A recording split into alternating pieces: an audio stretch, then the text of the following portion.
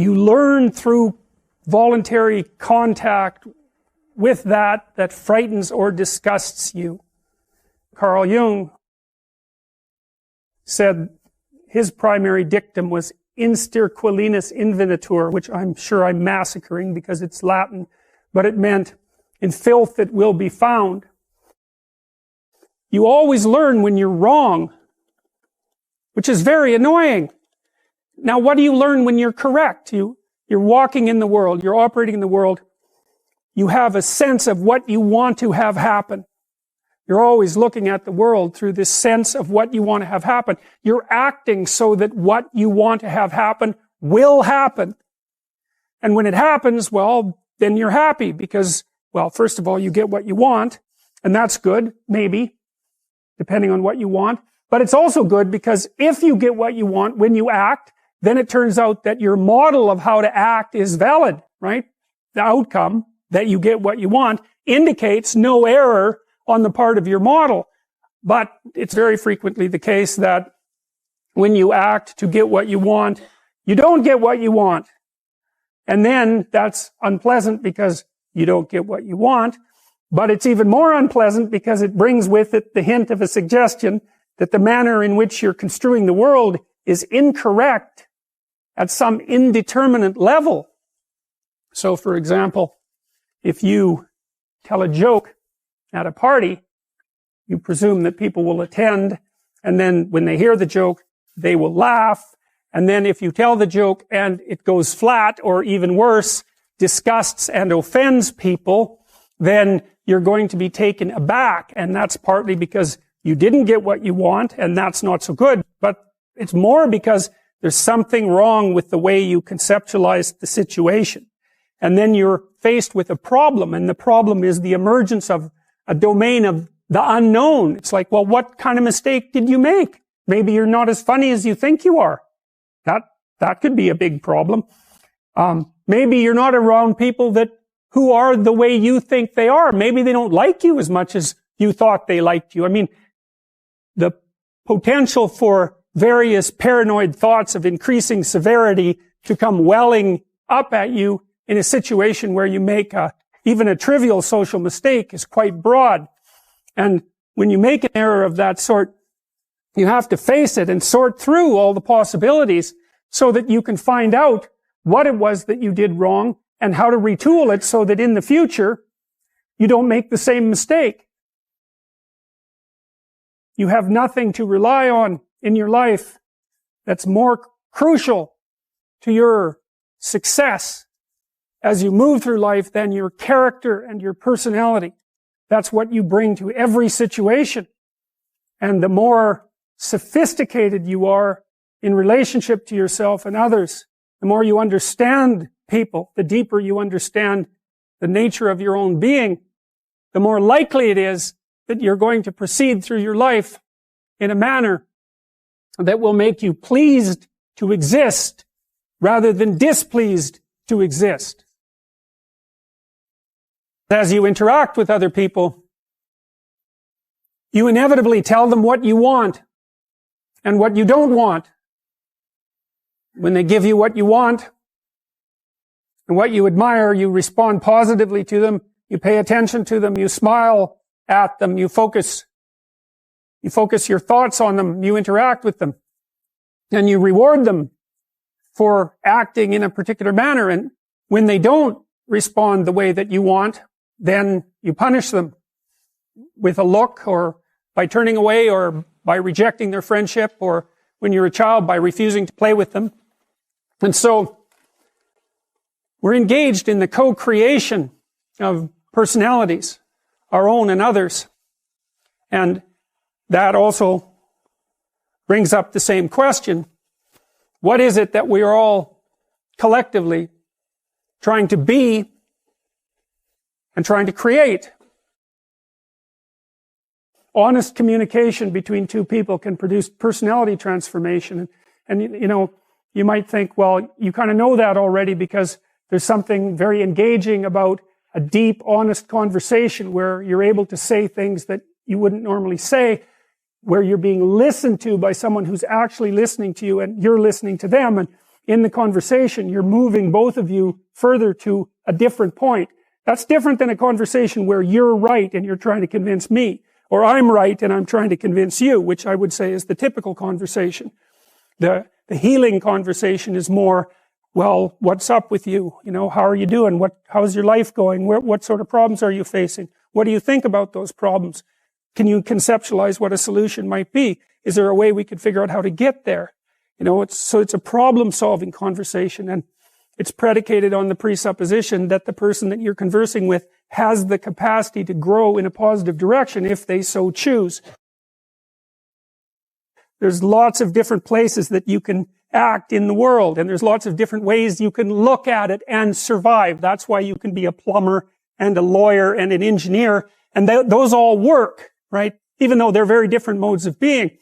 And you can have different personalities and survive as long as you're capable of finding the place where your particular filters and behavioral proclivities match the demand of the environment. And a huge part, I would say, of successful adaptation is precisely that. I believe that you need to know what the world is made of, and I suppose that's the proper domain of science, but then you need to know how to act. And that's a whole different thing.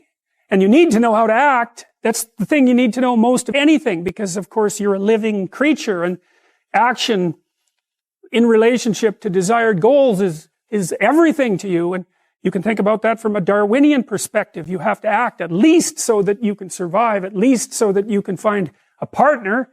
That's life.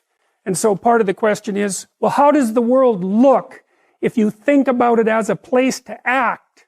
And the answer isn't a place of value-free objects. That's not what the world looks like. And you can't act in a world of value-free objects because there's no way of choosing between them. If everything has zero value, why would you choose one thing over another? You live in a world where things present themselves to you as of different value. You make yourself out of the information that you gather in the world. So you're an exploring creature. You explore specifically when the maps that you're using in the world are no longer orienting yourself properly, when they're producing errors. You go out, gather information, and assemble yourself from the information that you discovered. There's some relationship between your personality and the manner in which your brain functions. I've often found it useful when I'm trying to remember something to have a story to hang the facts on. Otherwise, you're faced with the necessity of doing nothing but memorization. And it isn't obvious to me that memorization actually constitutes knowledge.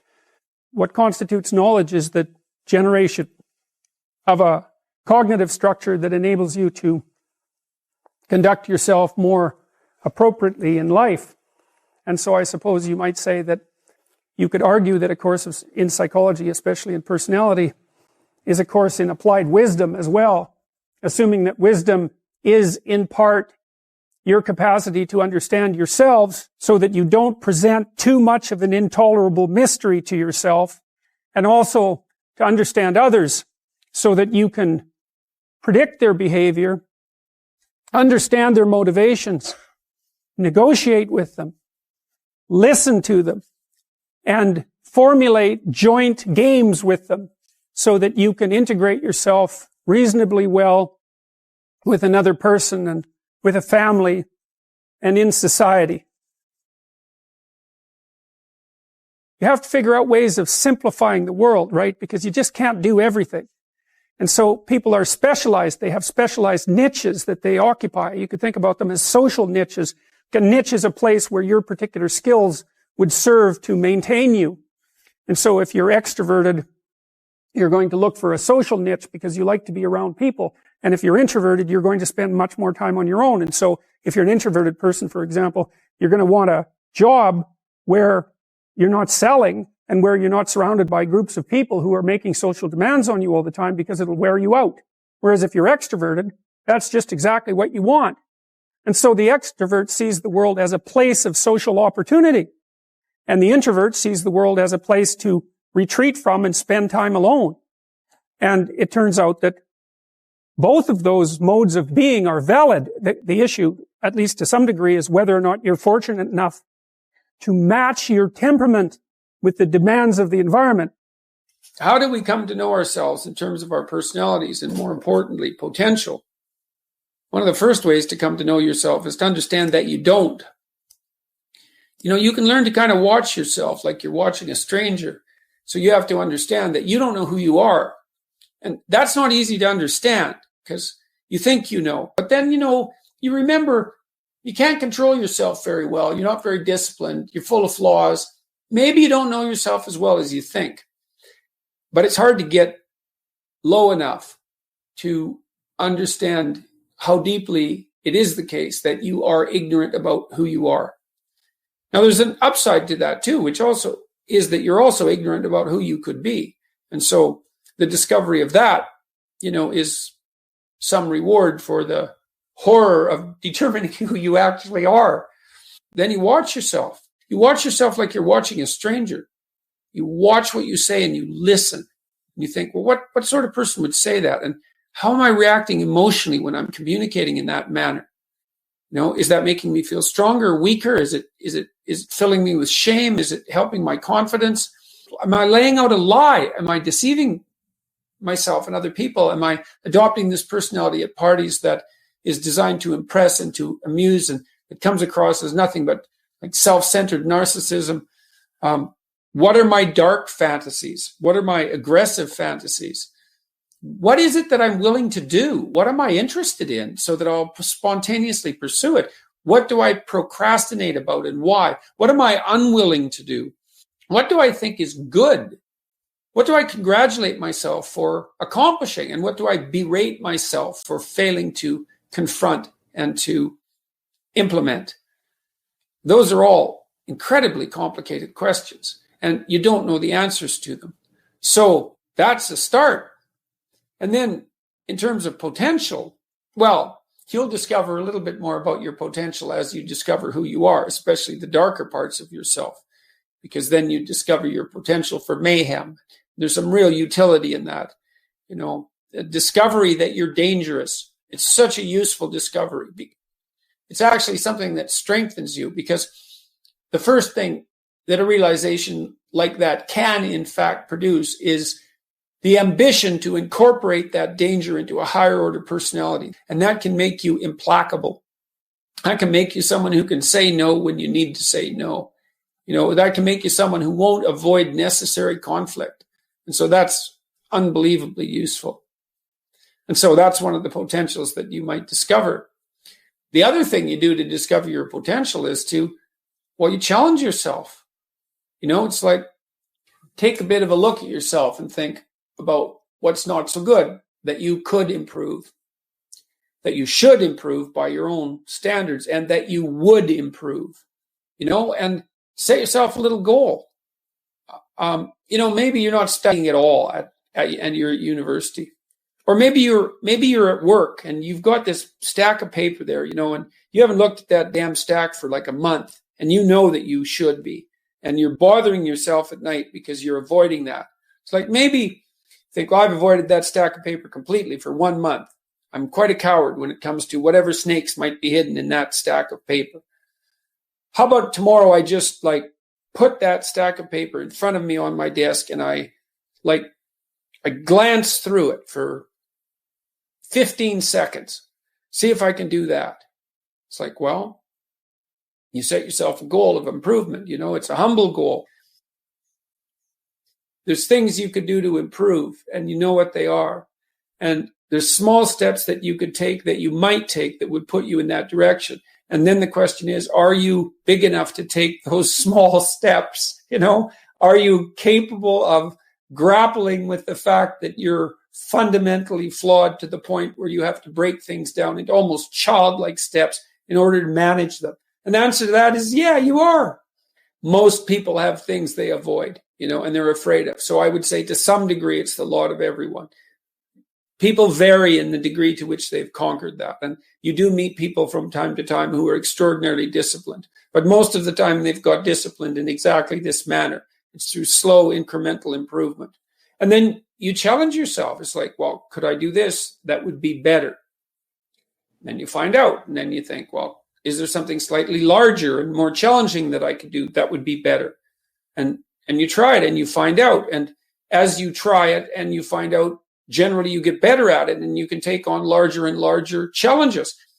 You take responsibility for yourself. That's part of standing up straight with your shoulders back. It's like, take on the world, man, but only at the level that you can manage. When you're ignorant and biased and deeply flawed and immature, it's where everyone starts. You don't want to bite off more than you can chew, but it doesn't mean that you can't wrestle with part of reality. Some part that's small enough so that you have a good shot at victory.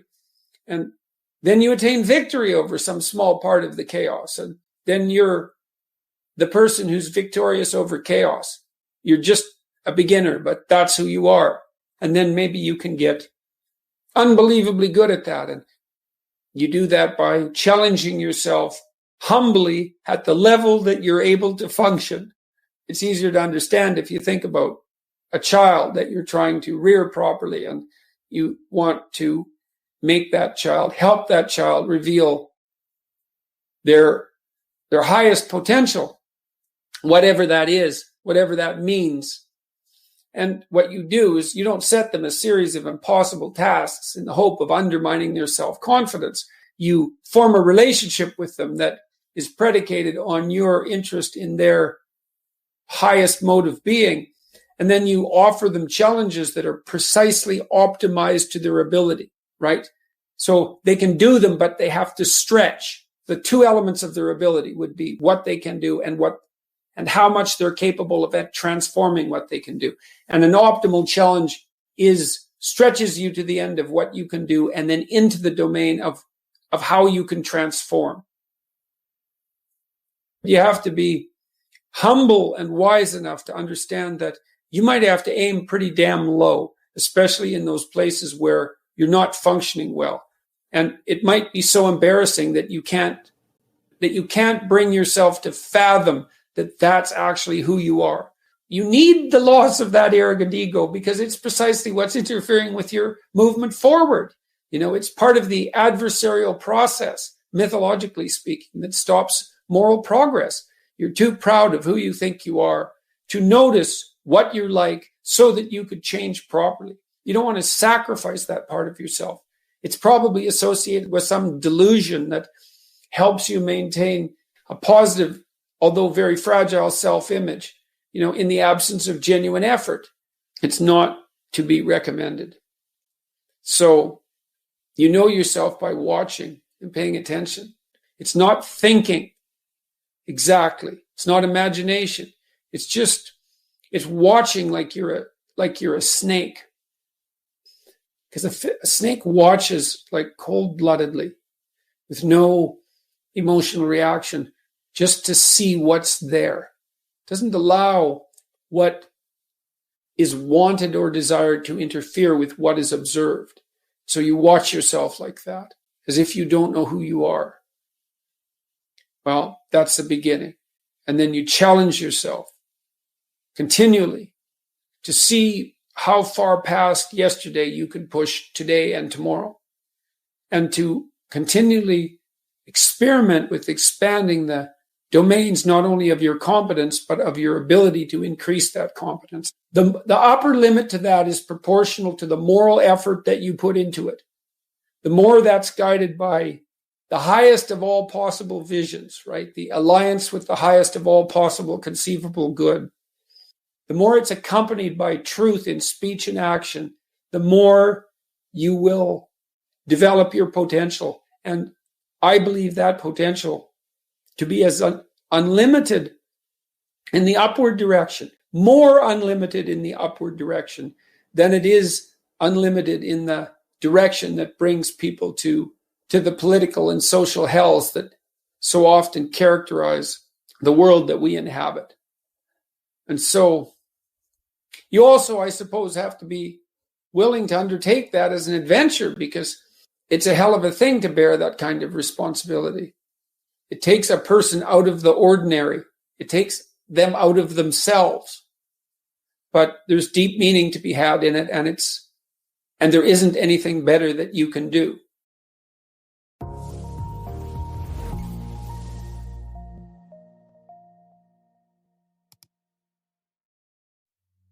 possible. And that's a sacrificial idea, right? It's like, you don't get everything. Obviously. But maybe you can have what you need. And maybe all you have to do to get it is ask. But the asking isn't a whim or today's wish. It's like, you have to be deadly serious about it. You have to think, okay, like, I'm taking stock of myself. And if I was going to live properly in the world, and I was going to set myself up such that being would justify itself in my estimation, and I don't mean as a harsh judge, exactly what is it that I would aim at? You could try this. This is a form of prayer, knocking. Sit on your bed one day and ask yourself, what remarkably stupid things am I doing on a regular basis to absolutely screw up my life? And if you actually ask that question, but you have to want to know the answer, right? Because that's actually what asking the question means. It doesn't mean just mouthing the words. It means you have to decide that you want to know.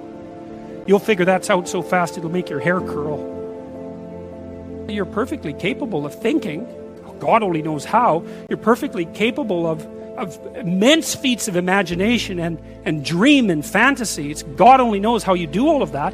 What would happen if you consulted yourself about the best possible outcome for you? You might get an answer.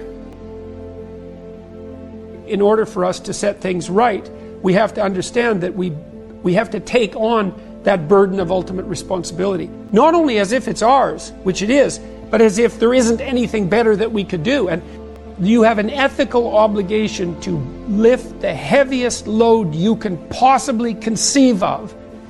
And that's the primary call to adventure in life. You need a meaning in your life to forestall the suffering and to make you strong enough to resist malevolence. Where's the meaning to be found? Rights, impulsive pleasure, and happiness? No. Responsibility? Oh, who would have guessed that? It's not part of the narrative. What makes life worth living is to pick up, take its catastrophe and embrace it and carry it, and to realize through that process who you are. When I talk to audiences about the relationship between responsibility and meaning, they inevitably go dead silent. There's not a rustle, there's not a cough. It's like, is that the secret? Is that the secret? Is that it's the voluntary adoption of responsibility? It's like, well, that's the central message of the West. It's like to pick up your cross and bear it, you know. And everyone's been told that, but they don't know what it means because it's not been articulated enough so that it becomes something that's practical. It's like, yes, look at the terrible responsibilities you have right in front of you. Your family is hurting. You're in trouble. There's problems in the world. It's like all of that's right there. And all you have to do is take responsibility for it. And then you've got what you need. It's something so magnificent that happiness pales in comparison. And so it's thin gruel happiness. And young people know that. They're pursuing hedonistic pleasure. And you know, no wonder. But there's nothing in it that's sustaining. And all it does is make you cynical. It's like, is that all there is? Another one-night stand? Another binge party, you know. And it's not like I have anything in principle against some of that exuberant, youthful hedonism. Look, the universities have turned into places of parties. Why? Well, because that's what the students find best to do there. Well, that's not good. What you want to offer them is a reason to not party. It's like, no, you got to understand. You come to this class hungover. You're not going to be able to get it. You're not going to be able to write properly. You're going to pay a price for that hedonism. It's like, and the price will be too high for you to bear. It's like, oh, well, enough hedonism for me then. Like, I've got something important to do. That's the way out of that. Before you can be a painter who can paint what's beyond mere memory, you have to inculcate that disciplined skill. And a lot of that is painful repetition and hard grinding work. It's the sacrifice of the present for the future. But once you manage that, then things open up. That's why we have disciplines, right? I mean, the words aren't there by accident. You have to narrow yourself first, and then you can broaden outward. And so that's part of the process of maturation. That's part of the sacrifice of childhood. Say, in childhood, you're nothing but potential. but it's not realized and you don't know how to realize it. And so then the question is, well, how do you get to a point where you realize the potential? And the answer is, you sacrifice almost all of it to a single direction. And so that's the thing about growing up, is that when you're a teenager and a young adult, you have to sacrifice everything you could have been as a child to be the one thing that you're aiming at. But then that opens up. Everyone in their right mind knows that there's a million ways of doing things wrong, and one way, if you're lucky, to do things right. And so the notion that it's a very, very narrow pathway that you tread upon if you're doing things right, that's wisdom. That's the line between chaos and order that you're supposed to be on constantly, right? It's a very, very thin line, because if you're a little bit too far in one direction, then it's too much chaos, and if you're a little too far in the other direction, then it's too much order, and both of those aren't good. The balance has to be exactly right, and you can feel that, and I truly believe you can feel that, and I think it's your deepest instinct. It's your deepest instinct, and I mean that biologically. I don't mean that metaphorically. I think that your psyche is arranged to exist in a cosmos that's composed of chaos and order. I think that's why you have the hemispheric structure that you have. And then when you feel as if you're meaningfully engaged in the world, when the terror of your mortality strips away and you're engaged and it's timeless, that's the deepest instinct you have telling you that you're in the right place at the right time. And then what you do is practice being there. Practice being there. And that's that narrow spot that's so difficult to find. You wander around it. Maybe if you're lucky, you can watch. You can watch. This is an experiment. Watch yourself for 2 weeks. Like you don't know who you are, because you don't. So watch yourself for 2 weeks and notice there's going to be times when things are proper. They're arrayed properly for you. It's not easy to notice, because when they're arrayed like that, you're so engaged, you don't exactly notice, But you'll see, oh, I'm in the right place. It's like, okay, how'd I get here? What am I doing right? How is it that this could happen more often? I'd like this to happen more often. How would I have to conduct myself in order for that to happen more often?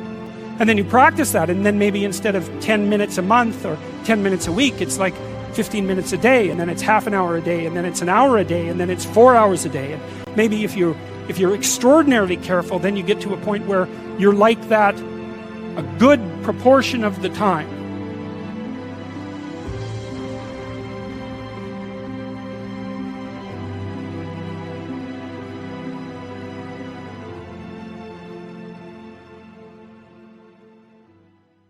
Somebody asked me about prayer. They asked me if I prayed, and I thought, well, it depends on what you mean by that exactly.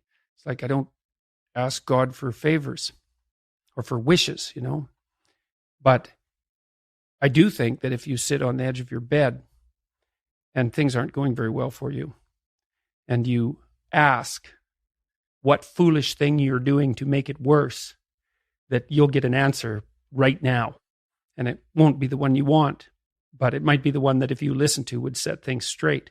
I don't think that I've ever been in a situation where if something wasn't going right for me and I sat and thought, okay, all right, I'm willing to figure out what I'm doing wrong, which is a big thing to think, because you never know how much you're doing wrong. It might be something that you really don't want to contend with.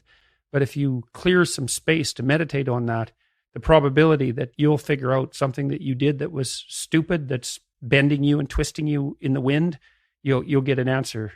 Obviously, if you have a problem and you think about it, you can think up a solution. And it's not obvious how you do that.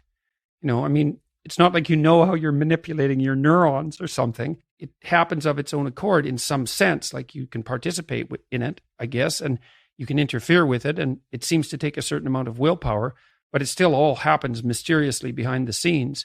And I would say this sort of attitude towards, let's say, prayer that we're discussing is just an extension of that. And it's something like, well, you admit that there's a problem first, and then you ask for the minimum necessary intervention, which would be, all right, well, I'd like to move forward on this, some small amount that someone like me could actually manage, and I'd be willing to carry it out.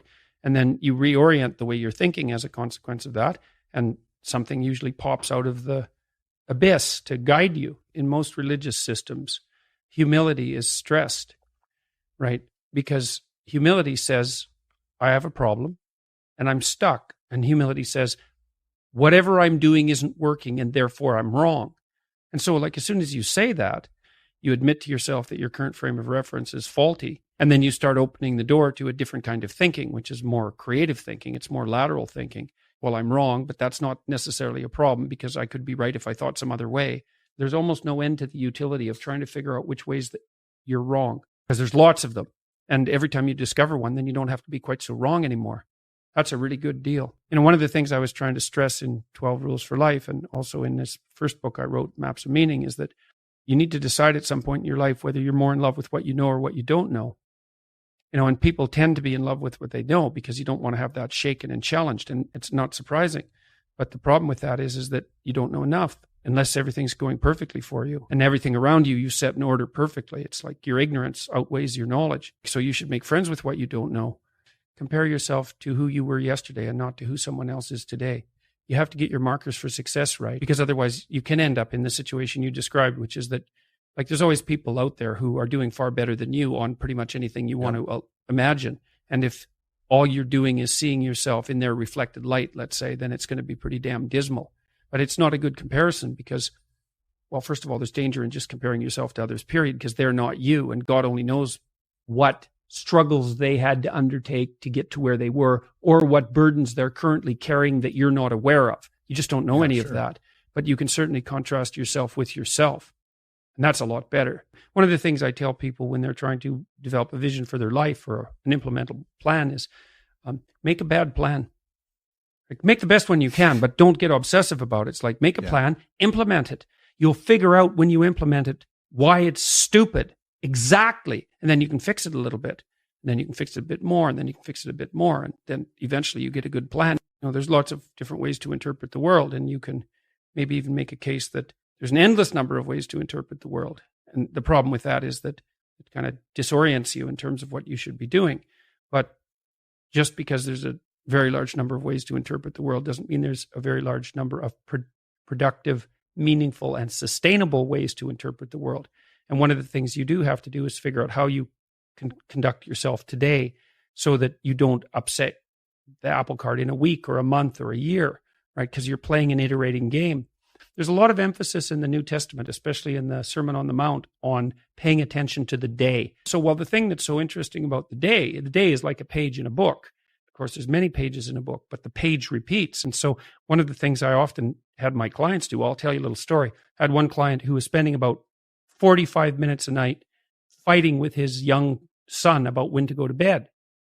And so, they weren't having a pleasant time of it because it was just a constant battle. And that's common. It's very common for parents of young children to be locked in a battle that occurs day after day. Sometimes it's around eating. Sometimes it's toilet training. Sometimes it's general behavioral issues. Sometimes it's bedtime. So we did some arithmetic. It's like, okay, 40 minutes a day. So that's 280 minutes a week. So that's, let's say, 5 hours. It's 20 hours a month, or it's 240 hours in a year. That's 6 work weeks. That's a month and a half. You're spending a month and a half of work weeks doing nothing but fighting with your son. What makes you think you're going to like him? Don't fool yourself. Yeah. Anything that's every day is a significant percentage of your life. Because you're awake, let's say 16 hours. 5 of those hours are basically maintenance. So you got about 11, and then 7 of those are work. So now you're down to 4. And so if you're spending 15 minutes a day doing something painful and stupid, and you do it every day, it's like 10% of your productive life. Because people think backwards. They think, well, I have a vacation coming up and that's really important. It's like, no, it's not. You're only going to do it once. It's not that important. How you treat each other at lunchtime, if you eat together every day, that's your life. Yeah. Fix that. Yeah. Get it so that the food's good. Get it so that you're happy with the people that are sitting there. Fix that. It's like, poof, 10% of your life is fixed. That judge that you have internally, which is, let's call it the voice of conscience, it suffers from a certain generic quality. So it's judging you in a cliched manner. That doesn't mean it's wrong, but it's cliched. It's not fully informed.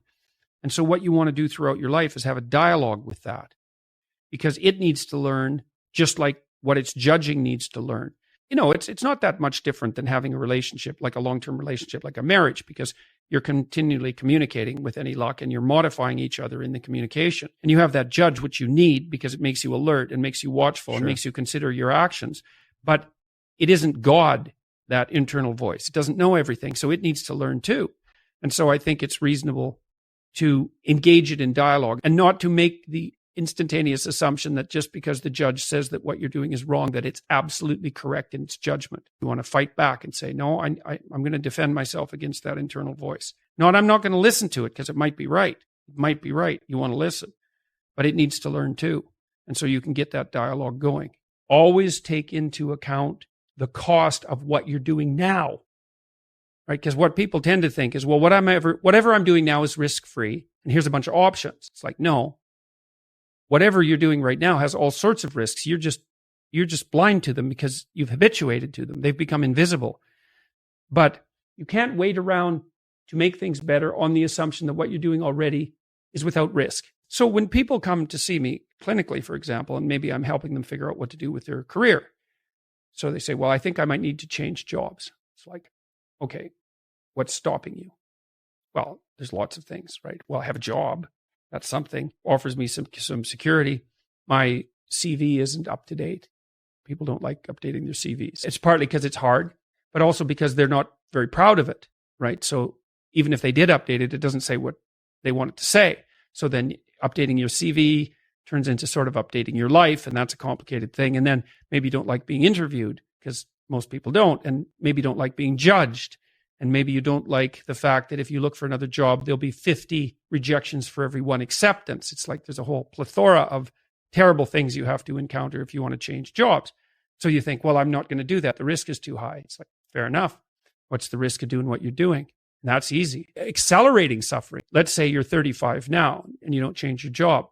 Well, you'll be 40 so fast you can't even believe it. It'll just happen. Like it'll take 5 years, but it happens overnight in the same way.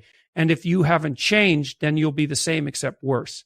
So that's the alternative. If you don't find what you're doing sufficiently productive or responsible or meaningful or engaging or all of that. So here's the choice. Your life is either meaningful or meaningless. Okay, so let's go through the meaningless part first. Because you think, well, of course I don't want it to be meaningless. It's like, yeah, just hold on a second. Nothing you do matters. And so impulsive pleasure is the order of the day. No responsibility. You can do whatever you want. It's like Pleasure Island in Pinocchio, right? Or it's like Neverland in Peter Pan. You're still a kid. You can play all the time. Impulsive pleasure and no responsibility. That's the reward for meaninglessness. Okay. Think, well, there's something to be said about them. But then the other side is, okay, well, let's say you want your life to be meaningful. It's like, okay, then what you do matters. It actually matters, right? Make a mistake, hurts you, hurts your family, hurts the world in a deeper way than you think. And you have to be awake to that. It doesn't matter what your personal circumstances are. There's always something that isn't right near you, isn't correct, isn't laid out properly, that you could just fix if you wanted to. There's no shortage of opportunities to do that. You can do that in your own mind. You can do that in your own room. You can do that in your own household, in your local community. And maybe if you get good at doing it at all those levels, then you can start to look beyond that. If you adopt an attitude that the role that you should play is to make things better wherever you are, however you can, that what would actually happen would be that things would get better wherever you are. The world shifts itself around your aim, because you're a creature that has an aim. You have to have an aim in order to do something. You're an aiming creature. You look at a point and you move towards it. It's built right into you. So that sets up the world around you. It organizes all of your perceptions. It organizes what you see and you don't see. It organizes your emotions and your motivations. So you organize yourself around that aim. And then what happens is the day manifests itself as a set of challenges and problems. And if you solve them properly, then you stay on the pathway towards that aim. And you can concentrate on the day. And so that way you get to have your cake and eat it too, because you can point into the distance, the far distance, and you can live in the day.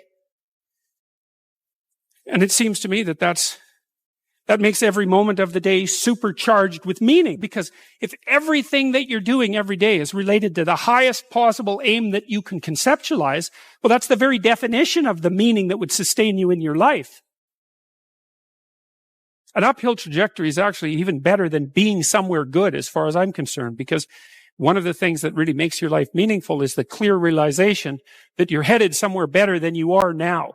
And then it's even better if you also understand that there's a direct causal relationship between the things that you're doing and the steepness of that incline. There's two modes of being in the world, right? There's one where you adopt the responsibility for living properly, for being properly, and you make the sacrifices necessary for doing that, and then everything will flourish properly. And the other one is a pathway of resentment and bitterness and rejection and genocide. If you make your life 0.1% better a week, man, in 2 or 3 years, you're in such a better place than you were that it isn't even like the same domain. And if you keep that up for 10 years or 20 years, especially if you're young and you start early, you start to straighten yourself out and fix the things that you can fix. You can transform your lives in ways that are completely unimaginable. And God only knows what the upper limit of that is in terms of human possibility. What you're actually made of, what you're made of is what you encounter when you voluntarily encounter the unknown. And so the more you voluntarily encounter the unknown, the more you get made of. And the more you get made of, the more there is to you. And then the more you're good at encountering the unknown and restructuring order and calling forth proper order out of the potential of being. And God, you got to think, why wouldn't you do that since you can do that? The fact that you're fragile is actually a precondition for your heroism, because if you weren't fragile, then there'd be nothing heroic about doing something difficult, right? Because if you couldn't be hurt or damaged or defeated or end up in failure, then where's the moral courage in the endeavor? It has to be that the fragility is built into the courage. People denigrate the opportunities that are right in front of them.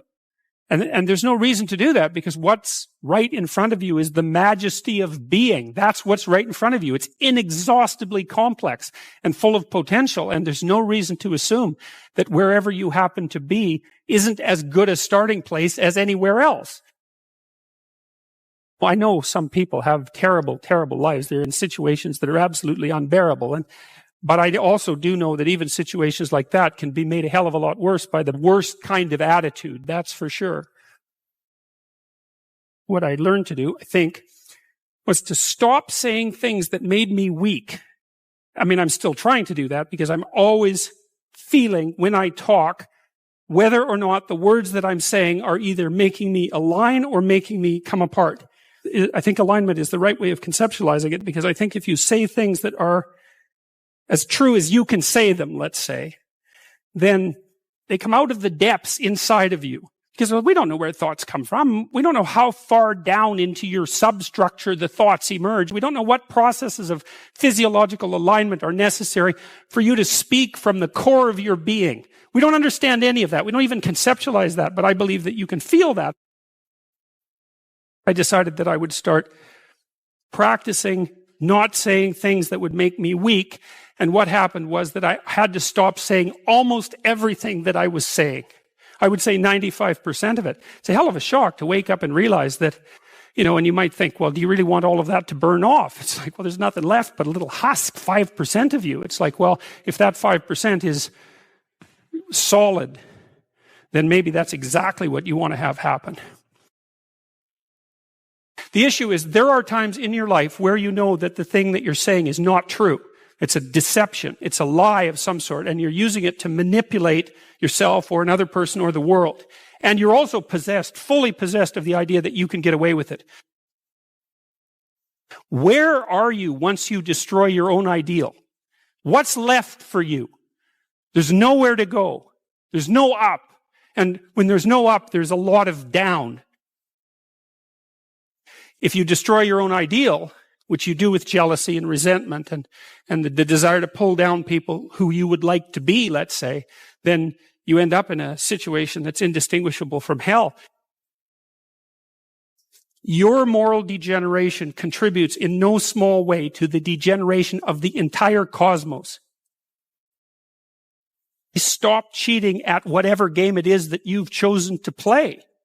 That's a good start, and that'll straighten out your life.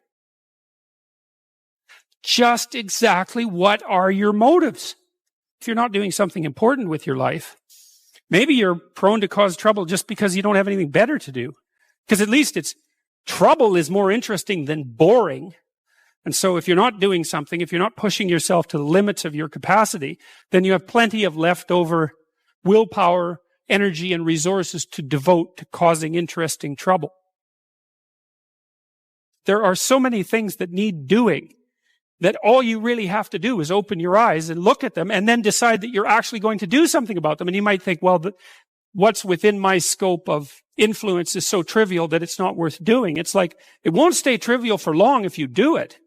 Not at all. And I don't think it's trivial to begin with. I really don't believe that anything done right is trivial. And my experience in my life has been that anything I actually did paid off. It didn't pay off necessarily in the way that I expected it to pay off. That's a whole different story. But if it was genuine commitment to do something, even if it went sideways and the outcome was really something other than what I expected, the net consequence over time was nothing but good. So every new frontier that can be conquered is an advance forward, and there's no shortage of frontier because we're surrounded by the unknown. We're surrounded by our own ignorance, and that's the secret to proper being. If you're interested in life, if you're interested in proper being, and you're disinclined to produce any more suffering than necessary, then you want to know how to conduct yourself when the catastrophe comes so that you have a reasonable possibility of moving through it. If you dare to do the most difficult thing that you can conceptualize, your life will work out better than it will if you do anything else.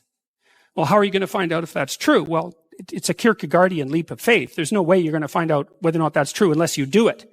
So no one can tell you either. You have to be all in this game. There is no more effective way of operating in the world than to conceptualize the highest good that you can and then strive to attain it.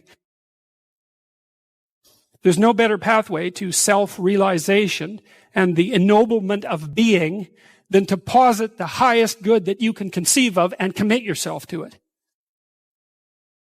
You can take whatever job you have and you can make it a real nice little piece of absolute misery. Or you can act like a civilized human being and notice that no matter where you are, there's a richness and a complexity that's completely inexhaustible right at hand. And then you can take that seriously and you can say, well, I can make it a lot better if I want to. I can get along properly with my coworkers and not gossip behind their back, and I can treat my customers properly. And if an opportunity comes my way, I can take it and I can see what happens. You are not the master of your own house. There are spirits that dwell within you, meaning you have a will and you can exercise a certain amount of conscious control over your being, but there are all sorts of things that occur within you that seem to be beyond your capacity to control. Your dreams, for example, that's a really good example, or your impulses, for example. You might think of those as so foreign from you that you don't even want them to be part of you. But more subtly even, how about what you're interested in? What compels you? Like, where does that come from? Exactly. Because you can't conjure it up of your own accord, So if you're a student and you're taking a difficult course, you might say to yourself, well, I need to sit down and study for 3 hours. But then you sit down and that isn't what happens. Your attention goes everywhere. And you might say, well, whose attention is it then if it goes everywhere? Because you say it's your attention. It's like, well, if it's your attention, maybe you would be able to control it, but you can't. And so then you might think, well, Jen, just exactly what the hell is controlling it? And you might say, well, it's random. Well, it better not be random. I can tell you that. That happens to some degree in schizophrenia. There's an element of randomness in that. It's not random. It's driven by the action of phenomena that I think are best considered as something like subpersonalities.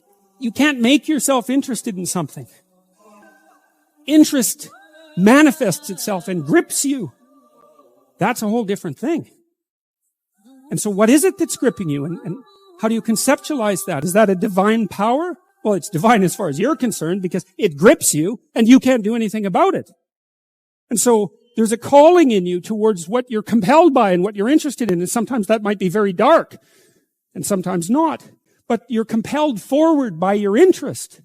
And so the idea that, what moves you away from your country and your father's house and the comforts of your childhood home is something that's beyond you and that you listen to and hearken to. That's exactly right.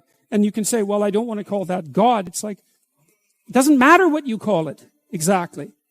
It doesn't matter to what it is, what it's called. It still is. And if you don't listen to it, that's the other thing. If you don't listen to it, and I've been a clinician and talked to enough people now, as old as I am, to know this absolutely. If you do not listen to that thing that beckons you forward, you will pay for it like you cannot possibly imagine. You'll have everything that's terrible about life in your life and nothing about it that's good. And worse, you'll know that it was your fault and that you squandered what you could have had. So, this is not only a calling forth, but a warning. One of the things that I've noticed in my life is that nothing I've ever done was wasted. And by done, I mean put my heart and soul into, like attempted with all of my effort. That always worked. Now, it didn't always work the way I expected it to work. That's a whole different issue. But the payoff from it was always positive. Something of value always accrued to me when I made the sacrifices necessary to do something worthwhile.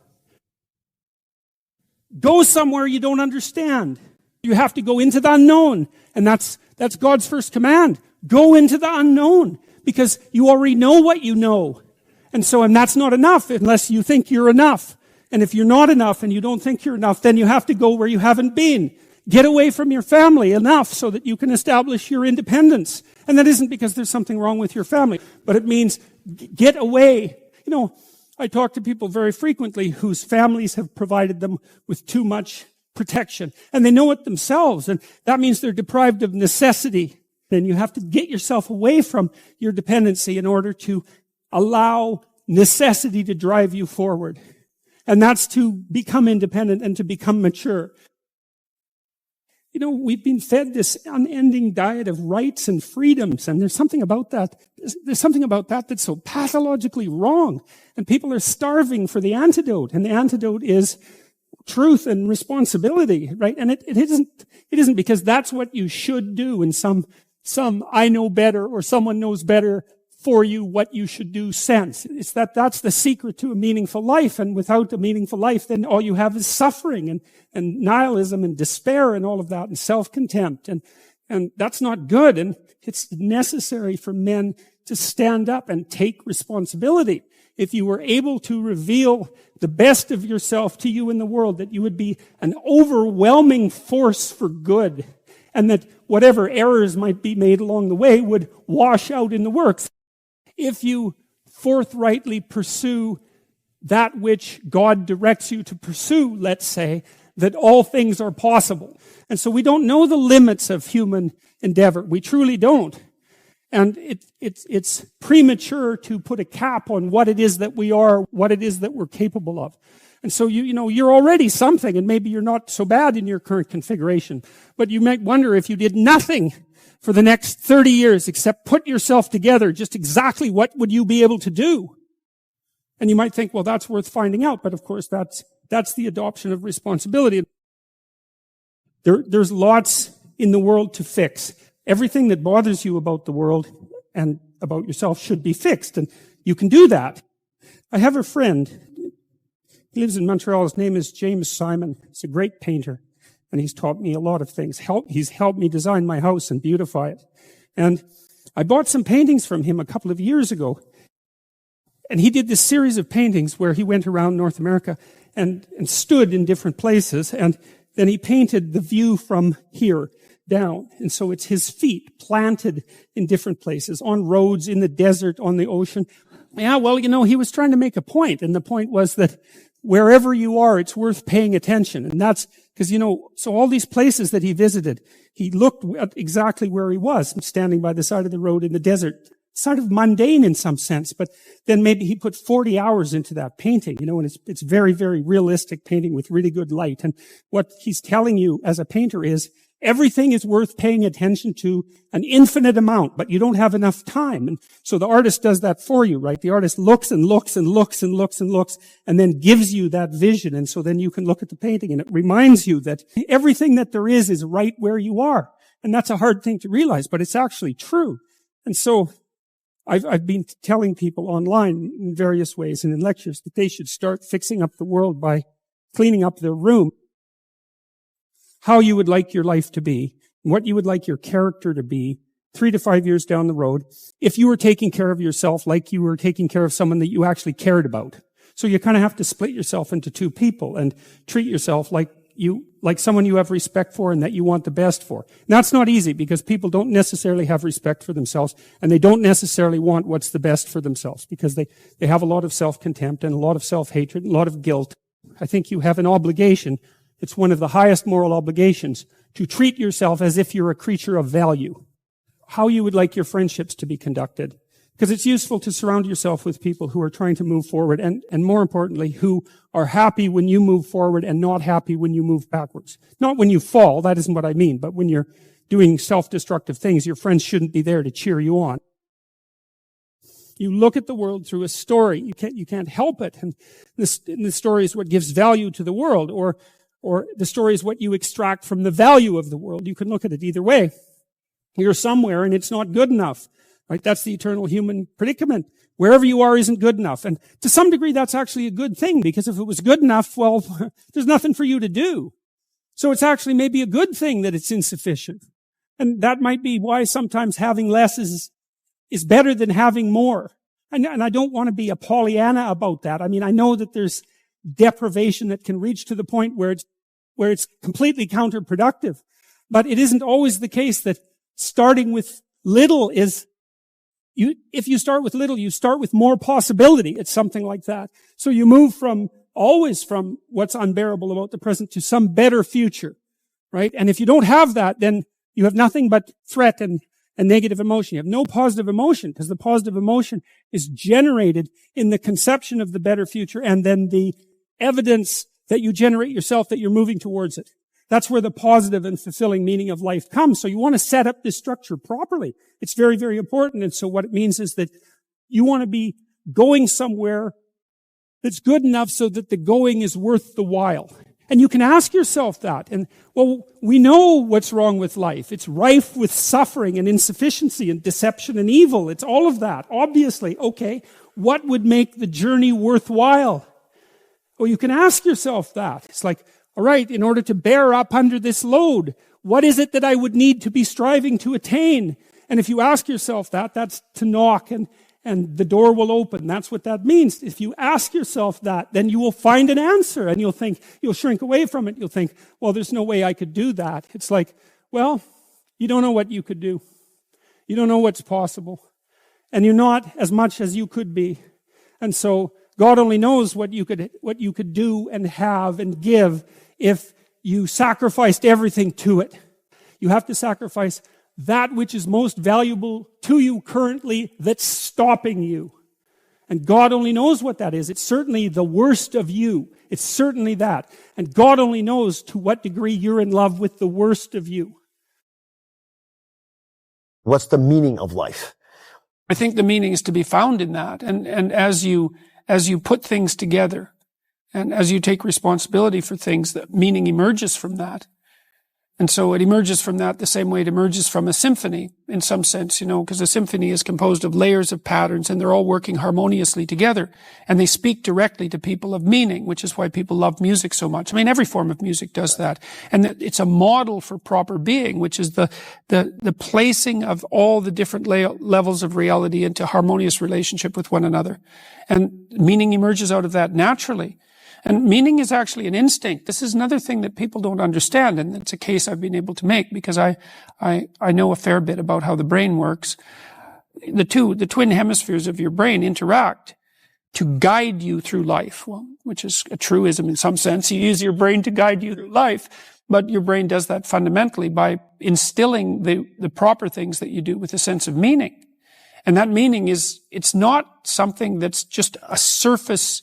It's not on the surface of the world in some sense. It's the deepest instinct that you have. It's associated with a phenomenon that Russian neuropsychologists discovered back in the 1960s called the orienting reflex. And the orienting reflex is what orients you towards things of interest. Right. And that happens unconsciously. And so if something happens around you that's of significance, often something you don't expect, say something somewhat chaotic, you'll orient towards it, and that attracts your attention. And then as you investigate what that is, that's associated with a sense of meaning. And if you put what you're investigating into proper order, then that meaning continues to reveal itself. So you can use meaning as a guide to proper being. But you have to also be very careful to conduct yourself honestly if you're going to do that, because if you conduct yourself dishonestly, then you pathologize the mechanisms that orient you. Everybody is a strange mixture of victim and victimizer. Lots of terrible things happen to people that aren't justifiable in some sense. Illness strikes people randomly. Yeah. I mean, not entirely randomly, obviously, but there's a large random element in it. Where you're thrown into existence as a consequence of your birth, that you're sort of thrown into reality with your particular set of predispositions and weaknesses. And then there's going to be times in your life where things twist in a manner that's unfair to you, that you're not getting your just deserts. But that goes along with all sorts of unequally distributed privileges as well. And so that's the arbitrary nature of existence. But you can't allow those sorts of things to define you, because it's not that useful strategically. When you're playing a card game, you're dealt a hand of cards. Yep. Well, what do? You play the hand the best you can. Why? Because all the hands are equal? No. Because you don't have a better strategy than playing the hand that you're dealt the best you can. And that doesn't even mean it'll be a winning strategy. But because people don't always win, sometimes we lose, and sometimes we lose painfully, and sometimes we lose painfully and unjustly. Mm-hmm. That's not the point. The point is you don't have a better strategy, and neither does anyone else. And then it's also not so obvious how privilege and victimization are distributed. If you take someone who's doing quite well in life, and you scratch underneath the surface, you generally don't have to scratch very far until you find one or more profound tragedies of the past or perhaps of the present. And no matter how well protected you are in the world, you're still subject to illness, you're still subject to aging, you're still subject to the dissolution of your relationships, the death of your dreams, death itself. So vulnerability is built into the structure of existence. Now, if you start to regard yourself as a hapless victim, or even worse, an unfairly victimized victim, well, then things go very badly sideways for you. It's not a good strategy. You end up resentful. You end up angry. You end up vengeful. You end up hostile. And that's just the beginning. Things can get far more out of hand than that. So strategically, it's a bad game. It's better to take responsibility for the hand that you've been dealt. You've got no better protection in life than doing that. We've had a long conversation in our culture about the necessity for self-esteem and happiness, and that's not what I'm talking about.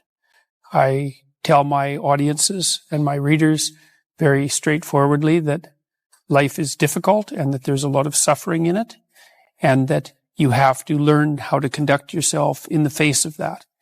The problem with the pursuit of happiness is that when life's storms come along, happiness disappears, and then you're left with nothing.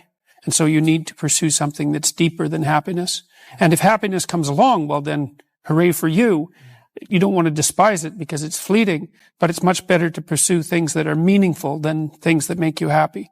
It's deeper, and it orients you more appropriately, and it keeps you centered in your own life. It makes you more useful for your family and your community. So that's one thing. And it's a relief to young people to know that the baseline conditions of life are difficult, but that you can still prevail. So it's a funny message in some sense, or a strange message, because on the one hand, it's somewhat pessimistic. Mm-hmm. Now, I talk about suffering and malevolence also, but I also emphasize the fact that despite that being the base conditions of existence, people are tough enough to prevail. So that's one element of it. The other element is the necessity of responsibility. So a lot of what people find in life that provides them with a sustaining meaning is a consequence of not the pursuit of rights or the pursuit of happiness or the development of self-esteem, but the adoption of responsibility. And the more responsibility, in some sense, the better. responsibility for yourself, for making sure that your life lays itself out like it should, responsibility for your family, responsibility for the community. It's people who take responsibility that are the ones that you admire, and that's the right pathway through life. That's where meaning is to be found. Even though life is suffering, if you're sufficiently courageous and forthright and honest, let's say, in your approach, and you don't shy away, what you'll find is that there's something within you that will respond to the challenge of suffering with the development of ability that will transcend the suffering. So the pessimism is, yeah, well, life is rife with problems at every level. But the upside is, if you turn and confront that voluntarily, that you'll find something in yourself that can develop and master that. And so the optimism is nested in the pessimism. And that's extremely helpful to people, especially people who are struggling, because they think, oh my God, life is so difficult. I don't know if I can stand this. There must be something wrong with me. Does anybody else feel this way? And you can say, yes, everyone feels that way at some time. But and it is as bad as you think, but you're more than you think you are. You're more than you think you are. The goal in life is to conduct yourself so that life improves. At least so that undue suffering is forestalled. But more than that. So it's to constrain malevolence and suffering to the degree that that's possible. But then also to work for a positive improvement in things at every level. And that's how you should orient yourself. One of the things about what I do is that I'm always trying to take high-level abstract truths, fundamental truths, and to make them concrete and practical so that you can implement them in your day-to-day life. Mm-hmm. Because it's the connection between those abstractions and practical action that really cements their meaning and makes them comprehensible. Yeah. And this idea of incremental improvement is a great one. If there are things about your life that are bothering you, or things about the world that are bothering you, then you want to decompose them into solvable sub-problems. And you do this, if you have a child, this is the sort of thing that you do naturally, right? Because you want to set your child a challenge that's sufficiently challenging to push them forward in their development. So that makes it meaningful for the child. That puts them in the zone of proximal development, which is where proper maturation takes place. They'll find that intrinsically meaningful. You want to make it challenging, but also with a reasonable probability of success. And there's an art to that. So you want to set yourself a task that's difficult, but not so difficult you can't attain it. And then what happens is that you step up improvement across time, incrementally. And there's also a certain element of humility to it, right? Which is, don't bite off more than you can chew, right? Don't set grandiose goals, but incremental improvement will get you a tremendous distance.